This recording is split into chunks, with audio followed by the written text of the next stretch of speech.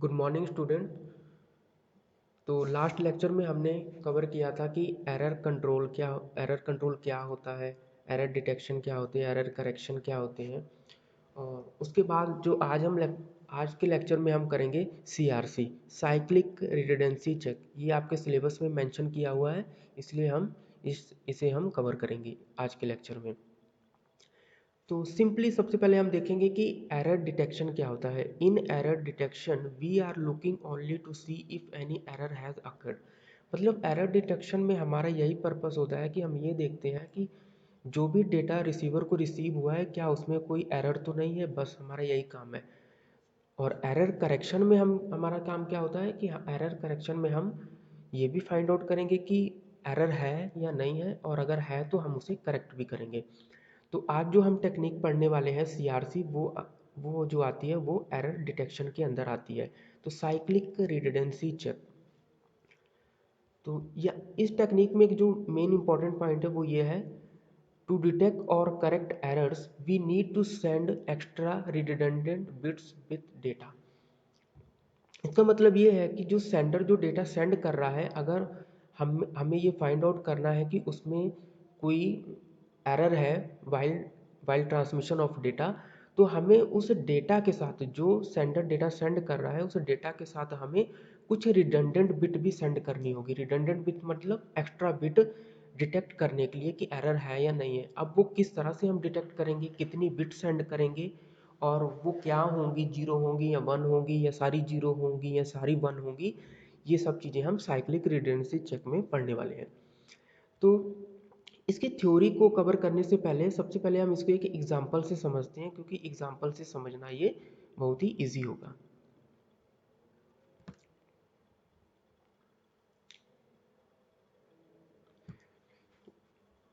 सबसे पहले क्या है, the cyclic redundancy check generator the divisor is most often represent not a string of 0 and 1 but as alphanumeric polynomials. The polynomials format is useful for one reason, it is short. इसमें क्या होता है, cyclic redundancy check में या तो एक polynomial given होगी इस तरह से x raise to the power 5, x raise to power 4, ठीक है। तो अगर x raise to the power 5 plus x raise to the power 4 plus 1 अगर इस तरह की पॉलिनोमियल है, तो हमने क्या करना है, इसको 0 1 में कन्वर्ट करना है। तो 0 1 में कन्वर्ट करने के लिए हम क्या करेंगे, जैसे यहाँ पे x raise to the power 5 है तो इसका कोफिशिएंट क्या हम लेट कर सकते हैं, 1। तो ये आ गया 1 यहाँ पे, ठीक है। इसी तरह 5 के बाद 4 का कोफिशिएंट क्या है, 1 है, तो यहाँ पे 1 आ गया, ठीक है। 4 के बाद 3 है नहीं तो 3 के लिए 0। इसी तरह x की पावर 2 का कोफिशिएंट भी नहीं है तो यहाँ पे क्या आ जाएगा, 0 आ जाएगा। इसी तरह x रेज टू पावर 1 का भी नहीं है तो फिर आ गया 0। और x रेज टू पावर 0 1 होता है, इसका मतलब x रेज टू पावर 0 का कोफिशिएंट क्या है, 1 है। तो इस तरह से हमने इसको 0 1 में कन्वर्ट कर लिया, तो ये क्या बन गया आपका 1 1 0 0 1 बन गया। The order of a polynomial is the power of highest non-zero coefficient. This is polynomial of order 5. अब यहाँ पे देखिए कि यहाँ पे x की जो मैक्सिमम पावर थी वो क्या थी, 5 थी, इसलिए इसका जो ऑर्डर है पॉलिनोमियल का वो क्या हो गया, 5 हो गया।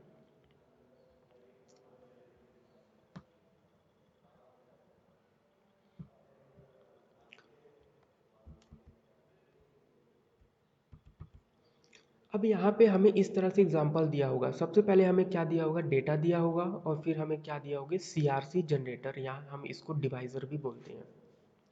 डेटा यहाँ पे दो तरह से दिया जा सकता है, या तो डेटा आपको पॉलिनोमियल की फॉर्म में दिया होगा, या फिर आपको डायरेक्ट डेटा 0 और 1 की फॉर्म में गिवन होगा। अगर पॉलिनोमियल की फॉर्म में गिवन है डेटा, तो हम उसको 0 और 1 की फॉर्म में कन्वर्ट कर लेंगे, जो कि हमने अभी प्रीवियसली देखा। तो ये आपका हुआ डेटा और ये हुआ आपका CRC जनरेटर। और अब हम कैसे क्या करेंगे, देखिए ये जो है आपका यहाँ पे 1 0 0 1 0 0, ये हो गया आपका डेटा 1 0 0 1 0 0, ये हो गया आपका डेटा। CRC जनरेटर क्या है, 1 1 0 1, ये हो गया आपका 1 1 0 1, ये आपका CRC जनरेटर हो गया, ठीक है। अब हमने अभी देखा था कि एरर को डिटेक्ट करने के लिए हमें कुछ रिडंडेंट बिट, रिडंडेंट का मतलब होता है कुछ एक्स्ट्रा बिट सेंड करनी पड़ती है। वो एक्स्ट्रा बिट क्या है, वो एक्स्ट्रा बिट ये है।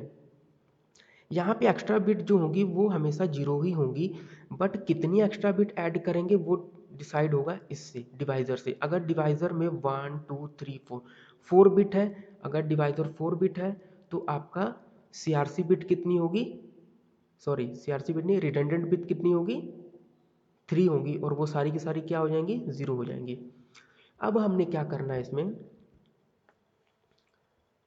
अब हम वन टाइम इसको डिवाइड कर रहे हैं, वन टाइम लेके गए तो क्या आ गया 1101, 1101 आ गया। अब हम यहाँ पे परफॉर्म कराएंगे एक्सॉर ऑपरेशन। एक्सॉर ऑपरेशन क्या होता है, जैसे आपका लॉजिक एंड लॉजिक और होता है, उसी तरह से आपका एक्सॉर गेट भी होता है। उसका ट्रुथ टेबल जो होता है वो होता है, अगर आपके दोनों बिट 0 0 है तो आउटपुट आपकी 0 आएगी, अगर आपका 0 1 है तो आउटपुट आपकी 1 आएगी, अगर 1 0 है तब भी आउटपुट 1 आएगी, अगर 1 1 है तो आउटपुट क्या आएगी, 0 आएगी।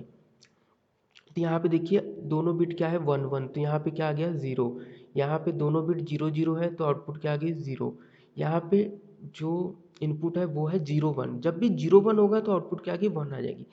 तो अब यहाँ पे जो हमारे पास जो आई है वो आया 1 0 0, यहाँ पे जो बिट है वो 3 है और यहाँ पे जो बिट है वो 4 है, तो हम क्या करेंगे, वन बिट एक बिट हम नीचे उतार लेंगे, ठीक है। तो यहाँ पे अब टोटल बिट कितनी होगी 4, तो फिर हम वन टाइम लेके गए 1 1 0 1 आ गया, ठीक है। फिर हम यहाँ पे एक्सॉर गेट अप्लाई करेंगे 0 1 1 0 0 0 0 1 1, फिर यहाँ पे 3 बिट है, फिर 0 हमने उतार लिया, फिर हम वन टाइम लेके गए 1 1 0 1, और फिर हमने क्या करना है, यहाँ पे एक्सॉर ऑपरेशन परफॉर्म करना है, ठीक है। तो इसी तरह हम कंटिन्यू चलते जाएंगे, ठीक है।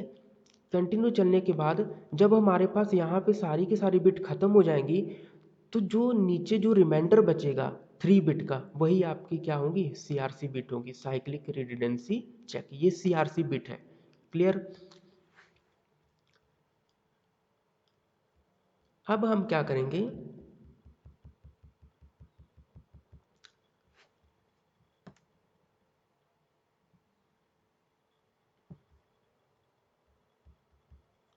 अब हम क्या करेंगे कि ये जो था हमारा डेटा था 1 0 0 1 0 0, ये हमारा डेटा था, ठीक है। इससे पहले हमने डेटा के साथ जो बिट अपेंड की थी वो थी हमारी रिडंडेंसी बिट, और अब की बार हम क्या इसमें ऐड करेंगे, सीआरसी बिट। और हमारा सीआरसी कितना आया था, हमारी सीआरसी बिट जो आई थी अभी हमने देखी थी पीछे कितनी आई थी, वो थी हमारी 0 0 1। तो यही जो सीआरसी बिट है,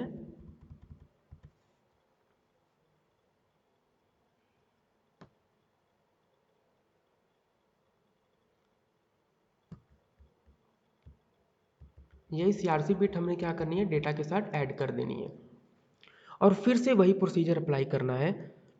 वन टाइम लेके गए 1 1 0 1, और एक्सॉर हम ऑपरेशन परफॉर्म करवाएंगे इन सभी के बीच में, 1 1 0 आ गया, 0 0 0 एंड 0 1 1 आ गया, ठीक है। फिर हम 0 नीचे ले आएंगे, ठीक है, फिर वन टाइम लेके जाएंगे, इसी तरह इस प्रोसेस को हम कंटिन्यू करेंगे, ठीक है।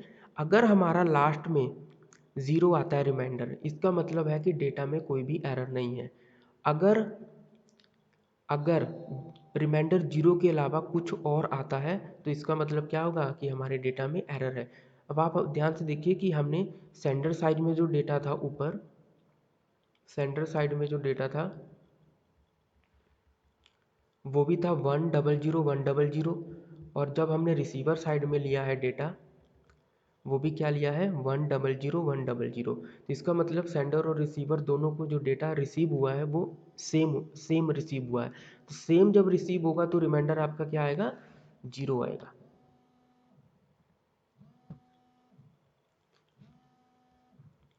Thank you.